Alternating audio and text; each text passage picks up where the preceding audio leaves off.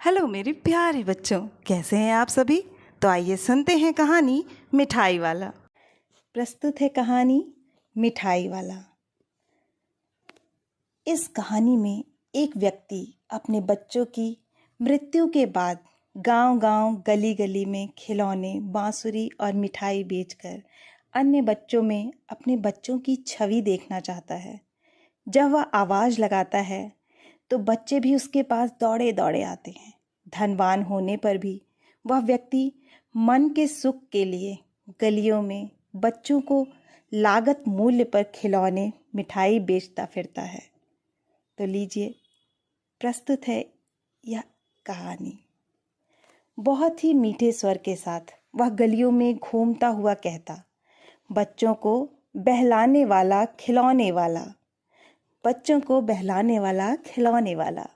इस अधूरे वाक्य को वह ऐसे विचित्र किंतु मधुर ढंग से गाकर कहता कि सुनने वाले सुनते ही रह जाते।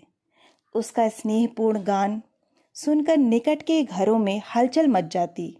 छोटे छोटे बच्चों को अपनी गोद में लिए युवतियां चिंकों को उठाकर छज्जों से नीचे झांकने लगती। बच्चों का झुंड उसे घेर लेता और तब वह खिलौने वाला कहीं बैठकर खिलौनों की पेटी खोल देता। बच्चे खिलौने देखकर पुलकित हो उठते। वे पैसे लाकर खिलौनों का मोल भाव करने लगते। पूछते, इसका दाम क्या है? और इसका? खिलौने वाला बच्चों को देखता, उनकी नन्ही नन्ही उंगलियों से पैसे ले लेता और बच्चों के मनपसंद खिलौने उन्हें दे देता। खिलौने लेकर बच्चे उछलने कूदने लगते और तब खिलौने वाला फिर उसी प्रकार गाकर चल देता, बच्चों को बहलाने वाला खिलौने वाला। सागर की हिलोर की भांति उसका वह मादक गान गली भर के मकानों में इस छोर से उस छोर तक लहराता हुआ पहुंचता और खिलौने वाला आगे बढ़ जाता। राय विजय बहादुर के बच्चे भी एक दिन खिलौने घर ले आए। वे दो बच्चे थे, चुन्नू और मुन्नू। दोनों अपने हाथी घोड़े लेकर घर भर में उछलने लगे। बच्चों की माँ रोहिणी कुछ देर तक खड़े खड़े उनका खेल देखती रही। फिर उसने बच्चों को बुलाकर पूछा, अरे ओ चुन्नू मुन्नू, ये खिलौने तुमने कितने में लिए हैं? मुन्नू बोला, 2 पैसे में। इतना कम दाम? सुनकर रोहिणी को बहुत हैरानी हुई। एक जरा सी बात ठहरी, रोहिणी अपने काम में लग गई। फिर कभी उसे इस पर विचार करने की आवश्यकता ही भला क्या पड़ती। 6 महीने बाद नगर भर में 2 ही 4 दिनों में एक मुरली वाले के आने का समाचार फैल गया। लोग कहने लगे, भाई वाह, मुरली वाला मुरली बजाने में भी उस्ताद है। मुरली बजाकर गाना सुनाकर वह मुरली बेचता भी है, सो भी 2-2 पैसे में। भला इसमें उसे क्या मिलता होगा? मेहनत भी तो ना आती होगी। एक व्यक्ति ने पूछ लिया, कैसा है वह मुरली वाला? मैंने तो उसे नहीं देखा। उत्तर मिला, उम्र तो उसकी अभी अधिक न होगी, यही 30 वर्ष का होगा। दुबला पतला गोरा युवक है, बीकानेरी रंगीन साफा बांधता है। बीकानेरी रंगीन साफा बांधता है। वही तो नहीं जो पहले खिलौने बेचा करता था? वही होगा। प्रतिदिन इसी प्रकार उस मुरली वाले की चर्चा होती। प्रतिदिन नगर की गली गली में उसका मादक मृदुल स्वर सुनाई पड़ता। बच्चों को बहलाने वाला मुरलिया वाला, बच्चों को बहलाने वाला मुरलिया वाला। रोहिणी ने भी मुरली वाले का वह स्वर सुना। तुरंत ही उसे खिलौने वाले का स्मरण हो आया। उसने मन ही मन कहा, खिलौने वाला भी इसी तरह गा गा कर खिलौने बेचा करता था। रोहिणी उठकर अपने पति विजय बाबू के पास गई। बोली, जरा उस मुरली वाले को बुलाओ तो, चुन्नू मुन्नू के लिए मुरली ले लूं। क्या जाने या फिर इधर आए या ना आए। विजय बाबू समाचार पत्र पढ़ रहे थे। वे दरवाजे पर आकर मुरली वाले से बोले, क्यों भाई, किस तरह देते हो मुरली? किसी की टोपी गली में गिर पड़ी, किसी का जूता पार्क में ही छूट गया। इस तरह दौड़ते हाँफते हुए बच्चों का झुंड आ पहुंचा। हमें दो, हमें दो, सब एक साथ बोल उठे।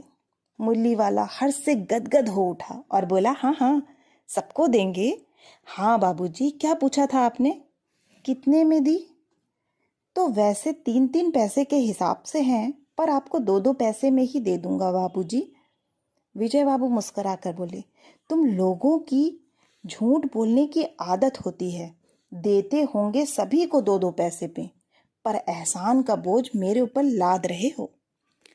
मुरली वाला अचानक बोला, बाबूजी, इनका असली दाम 3 ही पैसे है। आप कहीं से भी 2-2 पैसे में ये मुरलियाँ नहीं पा सकते।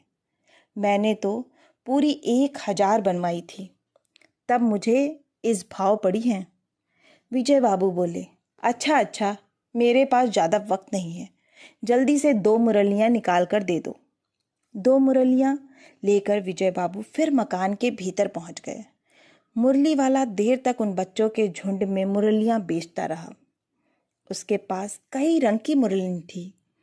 बच्चे जो रंग पसंद करते, मुरली वाला उसी रंग की मुरली निकाल कर देता। यह बड़ी अच्छी मुरली है, तुम यही ले लो। बाबू, राजा बाबू, तुम्हारे लायक तो बस यह है। हाँ भैया, तुमको वही देंगे, यही लो। तुमको वैसी ना चाहिए, यह नारंगी रंग की है। अच्छा, वही लो, पैसे नहीं हैं। अच्छा, अम्मा से पैसे ले आओ, मैं अभी बैठा हूँ। तुम ले आए पैसे? अच्छा, यह लो, तुम्हारे लिए मैंने पहले से ही निकाल रखी थी। अच्छा, तो अब मैं चलता हूँ। इस तरह मुरली वाला फिर आगे बढ़ गया। आज अपने मकान में बैठी हुई रोहड़ी मुरली वाले की सारी बातें सुनती रही। आज भी उसने अनुभव किया कि बच्चों के साथ इतने प्यार से बातें करने वाला फेरी वाला पहले कभी नहीं आया।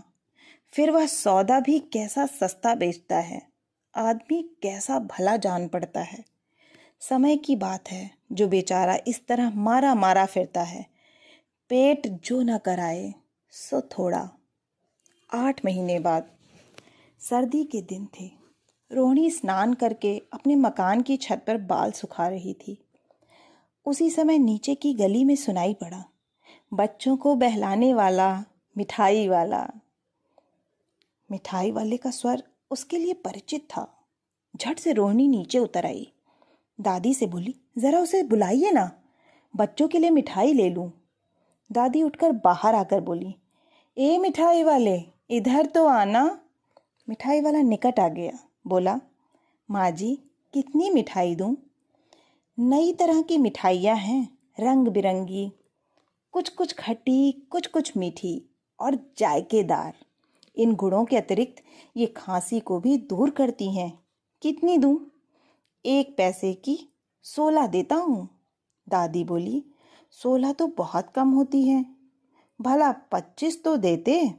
मिठाई वाला, नहीं दादी, अधिक नहीं दे सकता, इतनी भी कैसे देता हूँ, या अब मैं आपको क्या, खैर अधिक तो ना दे सकूंगा।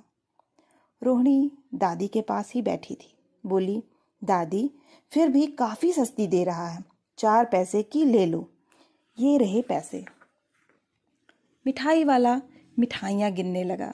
रोहिणी ने पूछा, भैया तुम पहले भी यहाँ आते रहे हो ना? हाँ, कई बार आ चुका हूँ, उसने कहा। रोहिणी का अनुमान ठीक निकला। अब तो वह उससे और भी कुछ बातें पूछने के लिए अधीर हो उठी।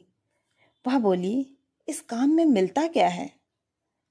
यही खाने भर को मिल जाता है, कभी नहीं भी मिलता है, पर हाँ, संतोष और कभी कभी असीम सुख जरूर मिलता है, और यह मैं चाहता भी हूँ। सो कैसे भला भैया, वह भी बताओ। अब व्यर्थ में उन बातों की चर्चा क्यों करूं, उन्हें आप जाने ही दें। उन बातों को सुनकर आपको दुख होगा। जब इतना बताया है तब और भी बता दो। मैं बहुत उत्सुक हूँ, तुम्हारा हर्जा ना होगा, मैं और भी मिठाई ले लूँगी। गंभीरता के साथ मिठाई वाले ने कहा, मैं अपने नगर का प्रतिष्ठित आदमी था। मकान, व्यवसाय, गाड़ी घोड़े, नौकर चाकर सभी कुछ था। स्त्री थी, छोटे छोटे 2 बच्चे भी थे। मेरा यह सोने का संसार था, सुख संपत्ति थी, बच्चे ऐसे सुंदर थे जैसे सोने के सजीव खिलौने। उनकी अटखेलियां के मारे घर में कोलाहल मचा रहता था। विधाता की लीला देखो, अब कोई नहीं है, प्राण निकले नहीं। इसलिए अपने उन बच्चों की खोज में निकला हूँ। वे सब होंगे तो यहीं कहीं, आखिर कहीं ना कहीं तो जन्मे ही होंगे। इस तरह के जीवन में कभी कभी अपने उन बच्चों की एक झलक सी मिल जाती है। ऐसा जान पड़ता है जैसे वे इनमें उछल उछल कर हंस खेल रहे हैं। पैसों की कमी थोड़ी ही है, आपकी दया से पैसे तो काफ़ी हैं। जो नहीं है इस तरह उसी को पा जाता हूँ। रोहिणी ने अब मिठाई वाले की ओर देखा।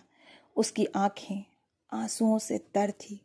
तभी चुन्नू मुन्नू आकर मिठाई मांगने लगे। उसने दोनों के हाथों में मिठाई भर दी। रोहिणी ने पैसे दिए तो वह बोला, अब इस बार ये पैसे ना लूँगा। पेट ही उठाकर वह आगे बढ़ गया और उसकी आवाज़ गूंजने लगी, बच्चों को बहलाने वाला मिठाई वाला, बच्चों को बहलाने वाला मिठाई वाला। आशा है कि आपको यह कहानी बहुत ही अच्छी लगी होगी। अगर अच्छी लगी है तो प्लीज़ इस कहानी को लाइक करें, मुझे प्रोत्साहन मिलेगा। और इस चैनल पे अगर नए हैं तो इस चैनल को सब्सक्राइब करना ना भूलें। फिर मिलूँगी एक और नई कहानी के साथ।